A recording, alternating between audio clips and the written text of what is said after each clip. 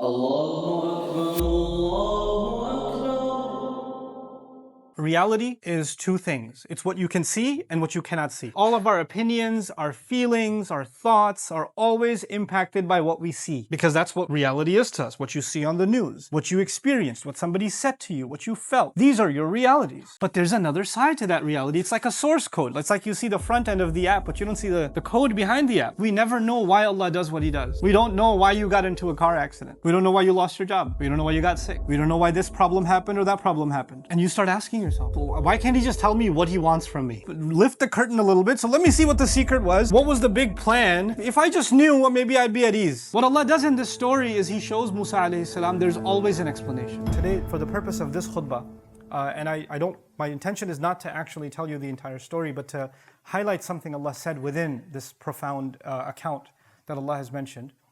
And that is that Allah Azza wa Jalla, in describing Musa alayhi salam, first of all, the most talked about prophet in the entire Qur'an. Nobody's mentioned by name more than Musa alayhi salam. And of course, he's been given the book, which then became the book that's more prophets taught than any other prophet. Meaning Allah gave him Torah, and after He gave him Torah alayhi salam, every generation after him had a prophet, and they taught Torah again and again and again and again and again. So more prophets were students of what he was given than any other prophet. So also, of course, Allah Azza wa Jal describes the people that ascribe themselves to Him, the Jewish community. He describes them as ahbar, people of ink, people of knowledge. Right? And ulama, Bani Israel, Qur'an uses the word scholars, or people of knowledge of the Israelites. Meaning these are people that actually have profound knowledge. This is something they have from Allah, that Allah Azza wa Jal gave them. Even after the changes they made to the book, there's still some knowledge that they possess. So Allah highlights the knowledge and the highest status of Musa alayhi salam over and over again in the Qur'an. But then in this story, he is not the teacher, he's the student. Musa alayhi salam, who is in every other scenario a teacher, is now a student. And this is not early on. You know, when you think of education, early on in your career, you're learning, you're a student, and when you get certain qualifications, then after that you become a teacher. That's the normal progression of things. But this, from what we can tell, is actually happening much later on in the life of Musa alayhi salam, much after he's been a teacher. As a matter of fact, he's been a teacher to the Israelites. He's already received the Torah.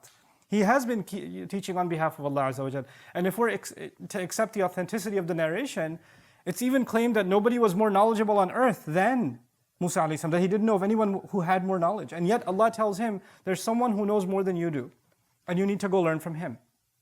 And so this really interesting story is now about someone who from what we can tell in the Qur'an, was given more knowledge than anybody else, and yet Allah is telling him that you need to go learn from someone else. Now the more someone is learned, the more qualifications they have, credentials they have, the higher status they have in society. I'm not even talking about religious knowledge. If somebody's got a PhD, it's a form of respect. If somebody's a professor in university, it's a kind of prestige. We know that. This is why we celebrate people that graduate, whether you're graduating high school or college, or you got a master's degree, or you got a PhD, or with Islamic studies you got an ijazah, or you finished memorizing the Qur'an. Whenever somebody accomplishes something in education, their status is increased. They're more recognized in the society. People listen to them and they have more validity. And yet, this person who Allah describes as more knowledgeable, clearly, as more than Musa alayhi salam, rather Musa alayhi salam is traveling an exhaustive amount to come learn from him. Nobody knows him. Nobody knows him. As a matter of fact, one of the most interesting things, is that we don't even know his name. The Qur'an, Allah did not mention his name. Yes, in the narrations we learned the name Khidr or Khadir, and there are variations of that spelling that are mentioned. But Allah, in His perfect speech, decided not to tell us who is this teacher of Musa alayhi salam. He didn't tell him his name. So how did Allah describe him? This is where I want to begin really today. He says, فَوَجَدَ عَبْدًا مِنْ عِبَادِنَا. Meaning Musa alayhi salam and his young assistant, they traveled together and they eventually found, listen to this carefully now, a slave from among our slaves. Which is probably in closer English expression would be just one of our slaves. They just found one of our slaves. One of our slaves is a description of all of us. That's not a special description. We're learning something profound here. To Allah Azza wa Jal, the more someone gains knowledge, the more they are identified as just another one of Allah's slaves.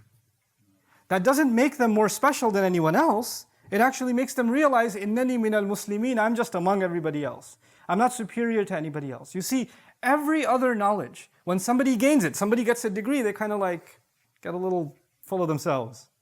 Like if they're going to a convention and they've got a PhD, they're not just going to say Abdul Karim, they're going to say Dr. Abdul Karim, comma, PhD. Wait, let me put the P with double marker and H and D, you know.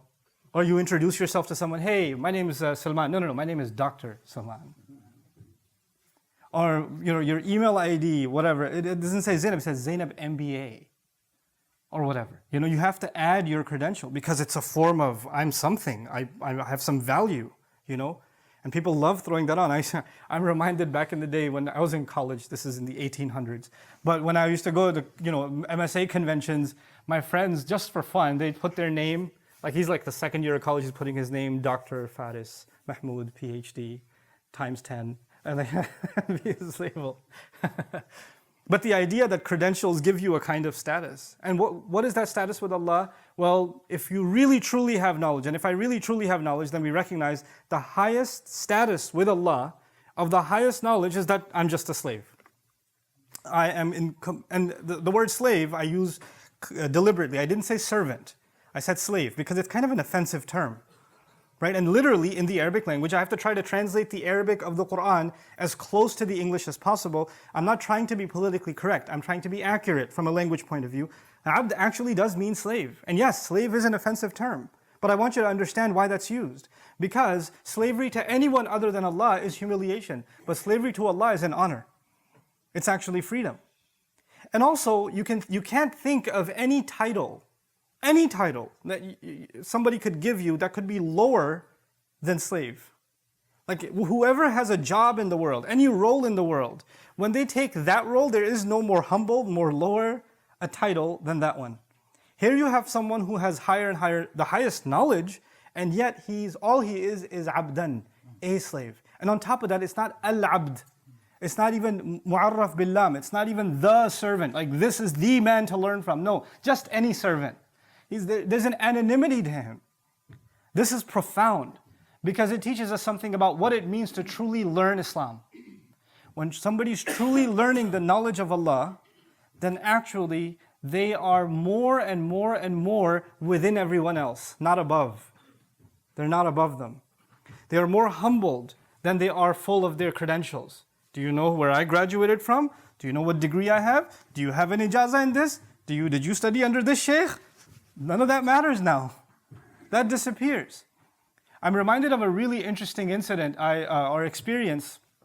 Almost over a year ago, I traveled to Oman and Sultanate Oman, Muscat, and we had a program there. There was a program that I attended in a masjid for about 7 days. It was an i'tikaf. There were about 500 of us that stayed there. And this was a steady program for just reflecting on the Qur'an. That's what it was. And there were rules for attending this program.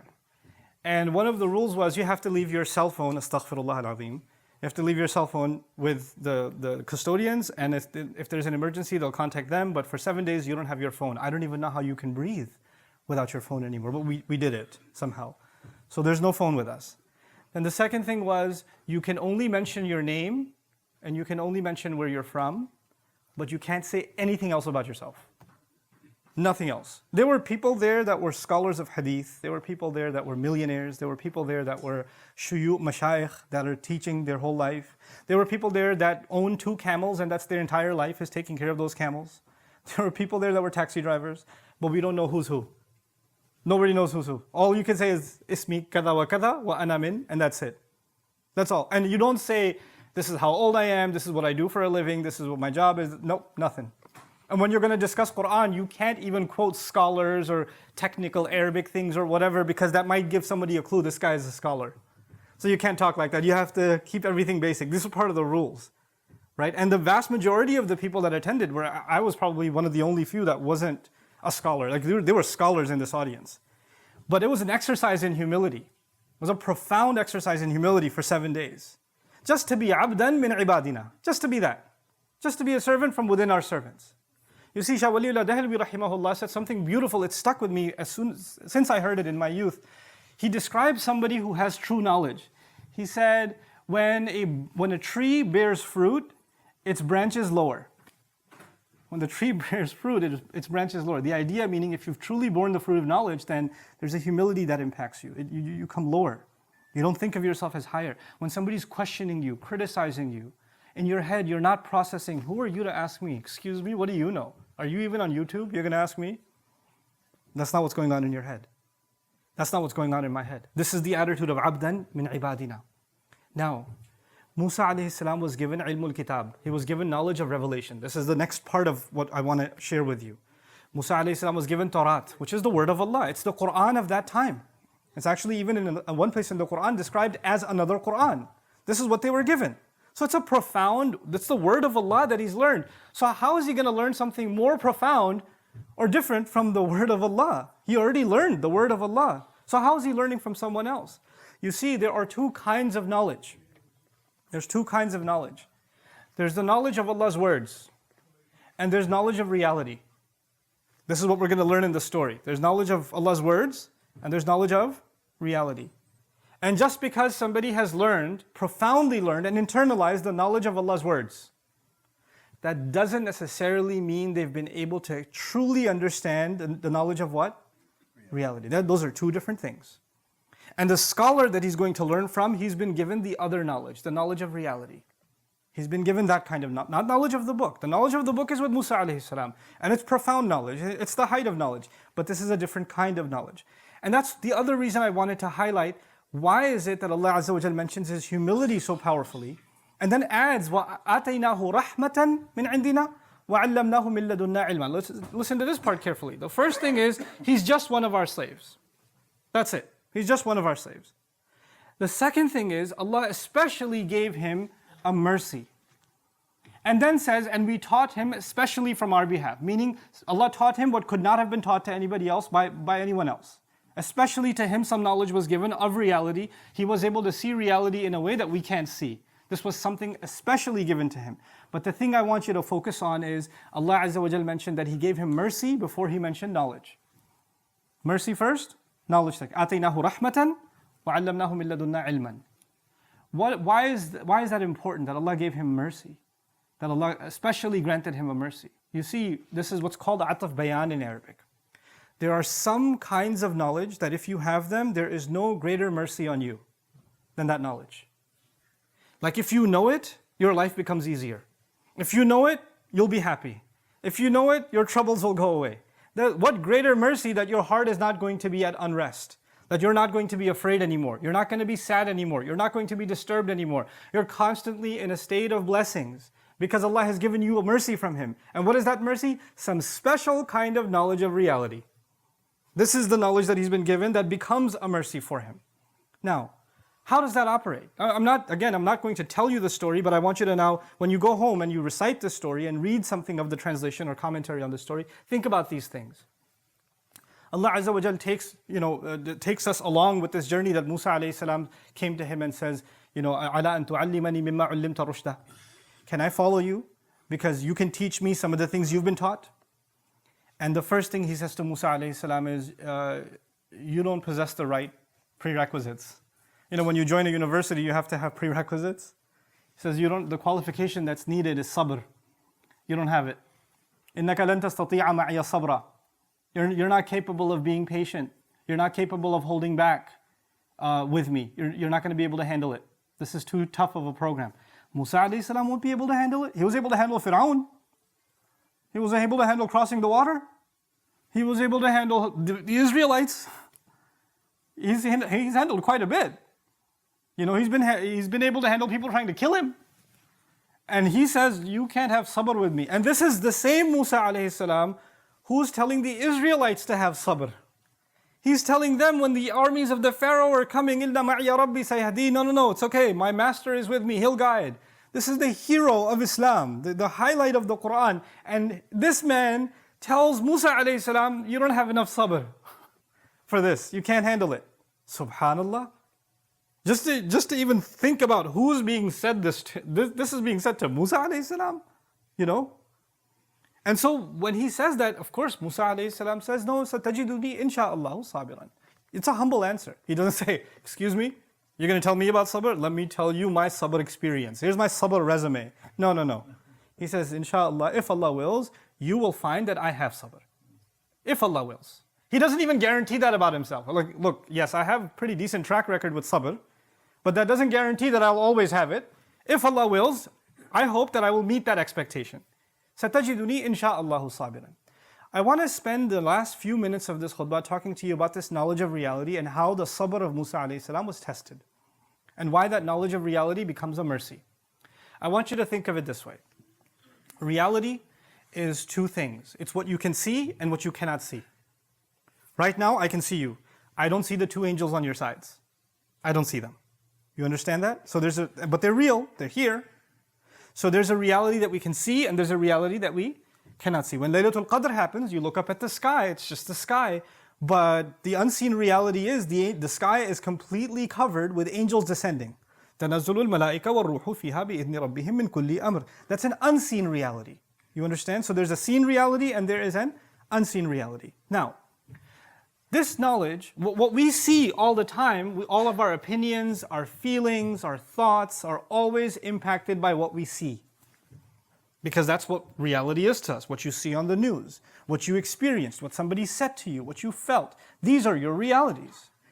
But there's another side to that reality. It's like a source code. It's like you see the front end of the app, but you don't see the code behind the app. There's a curtain, there's a veil Allah put.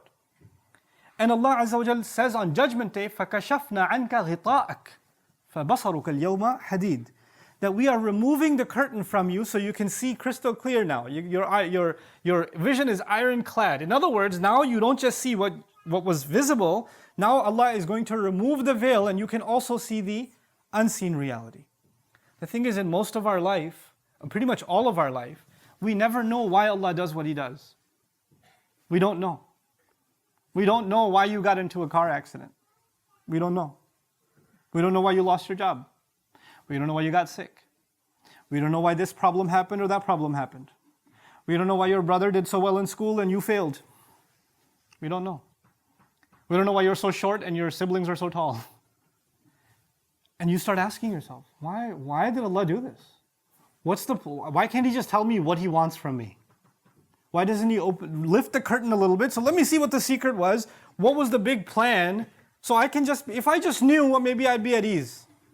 Because when you don't know, when a judge passes a verdict on you, the judge says you have to pay this fine. And you say, why should I pay this fine? And he says, no, that knowledge is in the unseen. I'm not going to tell you.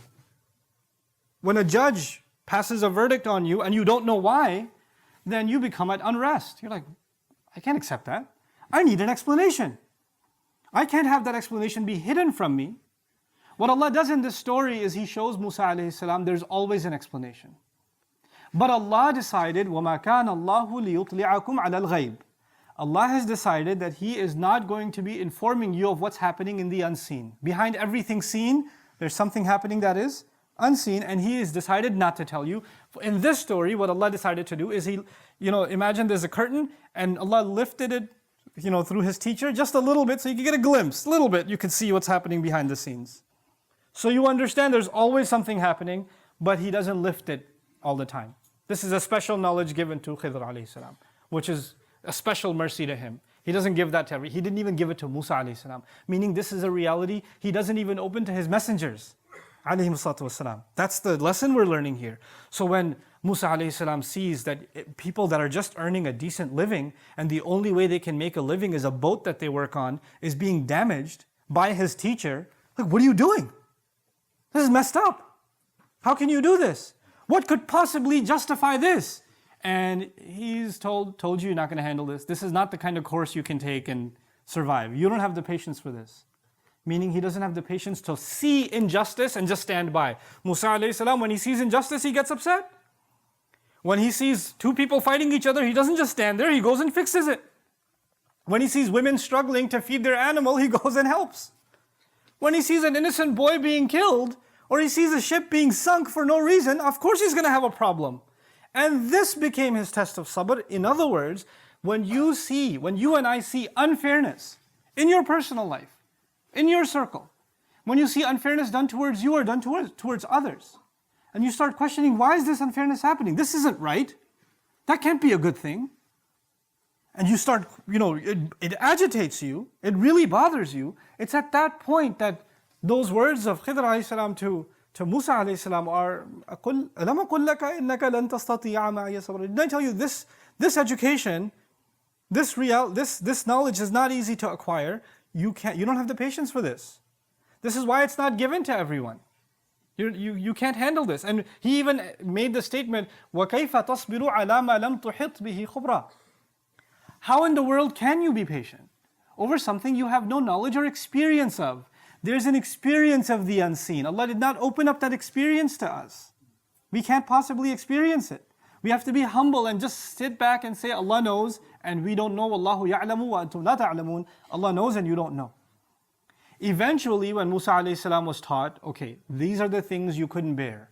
This is what was really going on.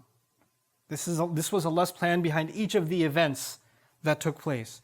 When that's described, then actually we realize this is one of the most important parts of knowledge that if we don't humble ourselves to, if we truly don't humble ourselves to, then there's no point considering yourself and myself someone who wants to learn about Allah's deen. Let me say that again. When we give ourselves completely to Allah's plan, that means we've humbled ourselves before Allah. We've trusted our teacher, who is Allah, and we've trusted the road He's taken us on. Even if that road becomes uncomfortable, our trust in Him doesn't go away. And that's not easy to do. If that wasn't even easy to do for a messenger like Musa alayhi salam, وَكَلَّمَ اللَّهُ مُوسَى تَكْلِيمًا, the one who spoke to Allah directly, it wasn't even easy for him to do. That means it's not easy for you and me to do. This is one of the hardest things we have to do in life, is to actually be able to just be okay with Allah's plan. Is to know at the end of the day, there is a larger plan. Now, please don't misunderstand what I'm trying to get across in this khutbah. I am not saying that when people treat you unfairly, and when people do wrong to you, or you see wrong happening, that you shouldn't say anything, it's Allah's plan. I'm going to take the sabr approach and not say anything. That's not what's being said. It's being said about things that are out of our control. When things that are happening that are out of our control, there's always a plan in place. There's always something happening that is from Allah. And us standing up for justice, us speaking out against the wrong that is happening, is an obligation we have on ourselves. But this is beyond that. That's obvious, that's common sense. That's something that most of the Qur'an talks about. But there's an attitude before Allah Azza wa Jal that we have to humble ourselves. I have to really, really acknowledge in myself that I'm not going to question Allah. I'm not going to say, Ya Allah, I don't see the sense behind this plan. I don't get it. If I was planning, I would have done a better job. Ma'adallah. This is the thought that goes in someone's head. This is the thing that has to be killed. Because my sense of planning, my decision making, in my head, you're thinking you're more merciful than Allah? You're thinking you're more just than Allah? Am I thinking that I'm a better planner than Allah? I know better than Allah? I have more wisdom than Allah? Is that what I'm thinking? Because when I'm questioning His judgment like that, then there's clearly something wrong. Of course, we can get close to that sometimes. Even the angels got close to that at one point. They didn't understand why Adam was created. They didn't get it. They even asked Allah Azza wa Jalla, تَجْعَلُوا فِيهَا مَنْ يُفْسِدُ فِيهَا وَيَسْفِكُ الدِّمَاء. Are you going to put on the earth someone who's going to cause corruption and spill blood? We don't get it. But immediately, as soon as they said this, because they don't understand, it's okay. We can ask Allah, Ya Rabb, I wish I understood why this is happening. Give me contentment to deal with what is happening. That's okay. But immediately, what did the angel say? وَنَحْنُ نُسَبِّحُ بِحَمْدِكَ وَنُقَدِّسُ لَكَ. And by the way, you're perfect. We're not questioning your perfection. We don't get it, but that doesn't mean that you're making the wrong decision at all. That's humility. That's to be a abd of one of the ibad of Allah. Abdan min ibadina. And this has nothing. On the one hand, you could have knowledge of the book. You could know the Arabic language and have memorized the Qur'an and have studied hadith and you know all of those things. But this isn't there. Contentment with Allah's decree is not there. Contentment with it. Knowing that what Allah has done is better. Knowing that what Allah has done has wisdom behind it. Knowing what Allah has done, Allah is a better planner than you and I will ever be. And there's good in it. Maybe that good is, sometimes a plant grows within a couple of days. Sometimes a plant grows in 20 years. Right? So the seed that you're experiencing now, we don't know the good of it will come now or it will come 100 years from now. We don't know that. That's Allah's plan. That we can't have any knowledge of that. This is not something Allah Azza wa Jal decided to tell us. You know? And so Allah even in Surah Al-Imran, when Muslims were going through a difficult time, and this is the last thing I'll leave you with, Allah Azza wa Jal told the Muslims this. When they were questioning, you know, when we lost in Uhud, when we experienced tremendous loss in the Battle of Uhud. And Allah Azza wa Jal noticed that Muslims are even starting to ask, why did this happen to us? Why did we experience it? We have the Messenger of Allah with us, sallallahu alaihi wasallam. We're the believers that we've sacrificed with him. How can we experience this? Allah says, وَتِلْكَ الْأَيَّامُ نُدَاوِلُهَا بَيْنَ النَّاسِ. These are the days we flip up and down between people. وَلِيَعْلَمَ اللَّهُ الَّذِينَ آمَنُوا. So Allah could know who truly believes. It's easy to believe when you're winning, isn't it? I want to see who really believes when you're what? You're losing. First time I studied this ayah, I used to live in New York. And back then, astaghfirullah, I was a New York Knicks fan. And if you know anything about the New York Knicks, Spike Lee is at every game. Or I don't know if he still is, but he was at every game. And he's got this giant, those shahada fingers, and he's waving. They could be down by 40 points. He's a believer. They call him a true believer.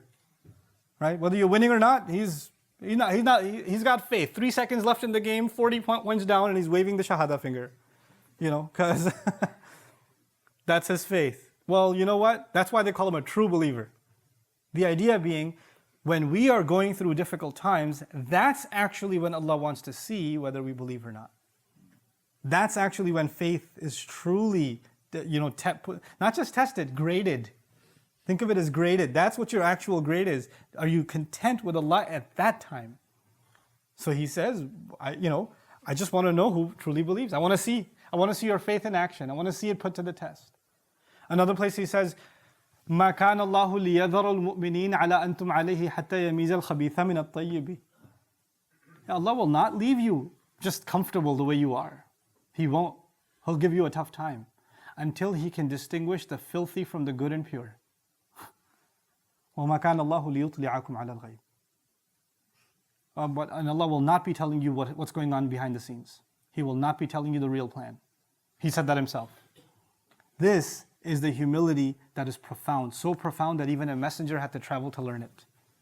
And this is the journey you and I have to take in life, to really, truly let go sometimes of our complaints and of our questionings of Allah's plan. Just let yourself float, let yourself be, and you'll find yourself in peace, and Allah Azza wa Jal will give you contentment in life that otherwise would never have come your way. May Allah Azza wa Jal make us happy with His decree. May Allah Azza wa Jal make us of those radiyallahu anhum wa radu anhu. Allah is pleased with them as they are pleased with Allah. As they are pleased with Allah. So may Allah Azza wa Jal make us pleased with Him and make Him pleased with us. May Allah Azza wa Jal make our difficulties easy for us, and may Allah not make any of our trials a reason for us to lose our faith in Him. Barakallahu li wa lakum fil Qur'an al-Hakim wa nafa'ani wa iyyakum bil ayati wa dhikr al-Hakim.